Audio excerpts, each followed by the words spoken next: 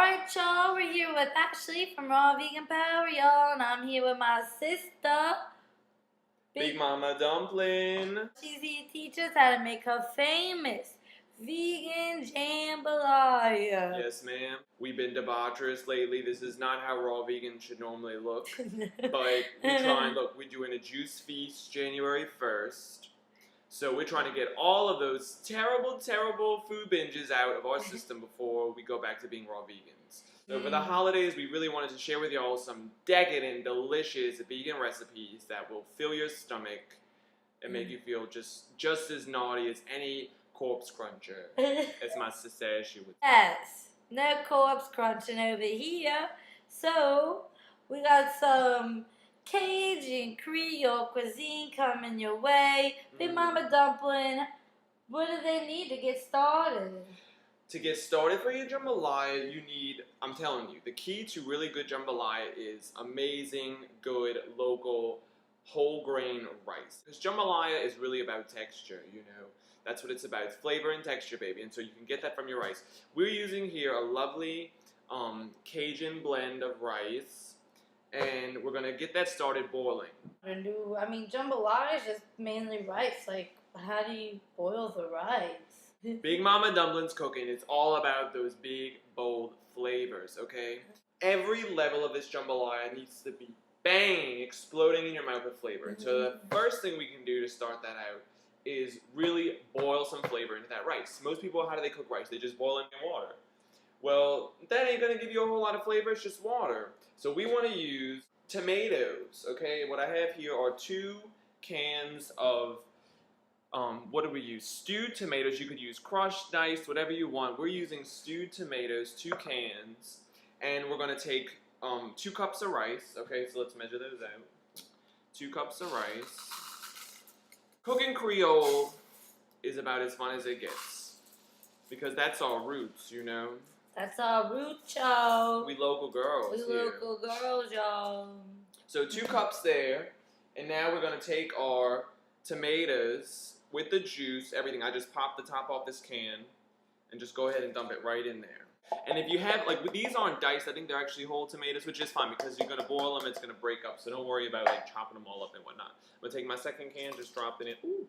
Yeah, actually, we have a can of the whole ones and a can of the stewed ones. Mix it up.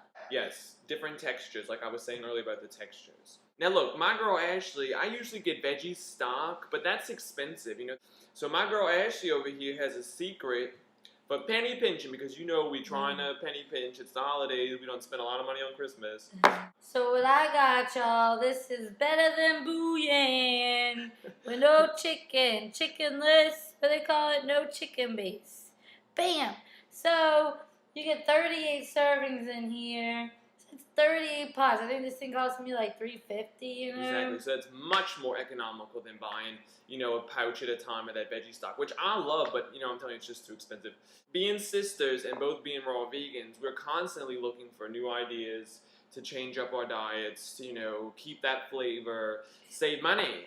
And my girl Ashley over here sometimes has some good ideas. Sometimes I got some good ideas and we share them. That's what good sisters, good cooks, good friends do.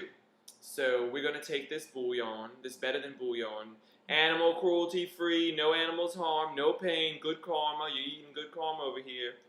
We're going to put this, you know, use according to the directions on the can, you know, called for amount of water. Big Momma Dumplin, what we supposed to do after we do that, baby? Well, my girl, I'm going to tell you. We're going to get ourselves some water. What? 1 3/4 cup of water to every 1 cup of rice is the ratio I like. So we added 2 cups of rice. Our math is terrible. But I believe that would be 3.5. 3.5 cups of water. Use alkaline water. Don't you dare use that tap water. Fluoride is not an option. So we're going to put 3.5 cups of water in here. We're going to get this pot boiling. And we'll see you back in 2 minutes for part 2, okay, babies? Part 2, baby, we'll be back.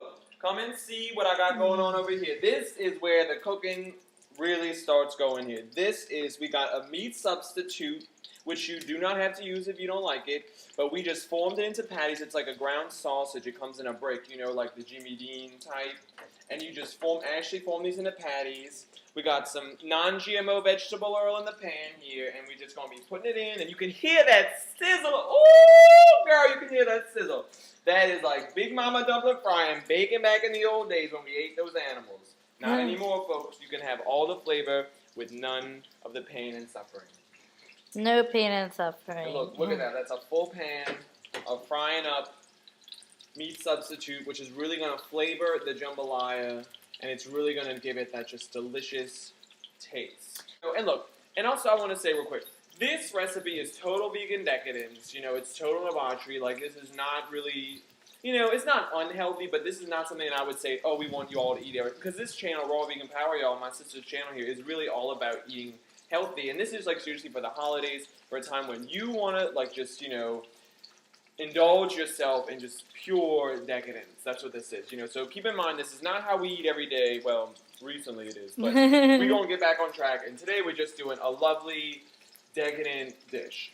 So I'm about to flip these, and let's see. I'm going to show you how crispy the backs of them get. You ready, girls? Look at that. Now, if that don't look like a meat patty, girls, I don't know what does. You would have fooled me. Look at that. You hear it frying like bacon in the morning. Wake up to that.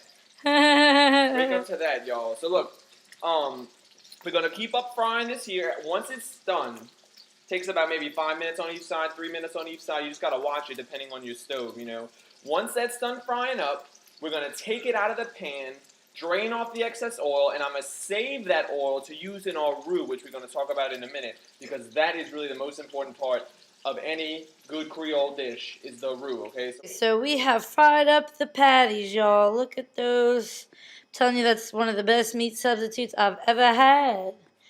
And Big Momma Dumplin right now, she is heating up. That's a cup of Earl. Big Mama, tell us about your roux. All right, look, I gotta tell y'all real quick. Why does gumbo taste so good? People probably think it's the meat or the seafood you put in it. That's not true, okay? The key to the flavor in any gumbo is the roux. It's all in the roux, okay? If you can do a good roux, you can make a good gumbo regardless of what kind of meat you have in there. I'm sorry. My veggie gumbo, which Ashley's done on this show before, which, it's her own recipe too, that veggie gumbo will put up against any meat gumbo, and I bet you it's a lot better than something because we know how to do a roux the right way. I'm telling you girls, if y'all can make a good roux, you can win over any man's stomach, okay? Because he tastes that good flavor, that good food, he'll be back for sure. So the first thing you want to do, there are lots of ways to do a roux. Some people like to do it slow over a long period of time. Some people like to do it really fast and hot. That's what I'm saying. Me and my sister Ashley, we all about go big or go home. If you can't stand the heat, get out the kitchen, okay? So I've got this oil that I fried our sausage in. I've got it on super hot, as high as this stove can go. We're superheating this oil for 5 minutes. You can almost, I don't know if you can see Ashley, but it's kind of shaking and smoking and jiggling and it's just going on down there. It's just going to town, as my mama would say. That oil, all right? So once you see that smoking, after about 5 minutes, you ready.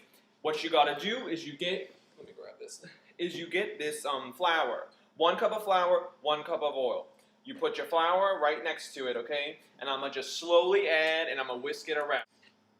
All right, y'all, we ready? Y'all ready? Because this is some serious cooking. Every time I get to doing my roux, it's serious, y'all. You want to have made sure you went to the bathroom, made sure all the children and the pets and all the animals are locked up in their cages because you cannot be distracted from this, all right? Ready? I'm going to start adding the flour in a little bit at a time, okay? And y'all watch what's going to happen now. It's going to go from blonde to black. Here we go. You just get that flour in there, and then you start whisking. You start whisking. See how it's bubbling up like that, y'all? That's exactly what you want. And you can start to smell that delicious roux flavor. And look, it's going to kind of smell like it's burning, but you just slowly add in more and more flour. And it's just going to keep going. And the color is going to change dramatically very quickly, okay? Now look, make sure you're careful because if any of this roux splashes on you, it is going to burn like Satan, all right? So you just better watch out. Little Ashley Custer, you ever burned a roux before, girl? I burnt myself on a roux before. Ooh, and how did that feel? Ooh, like Satan. Straight up. That was a sting I never felt before. That's worse than laser hair removal treatment, girl. Oh, I think they might be neck and neck.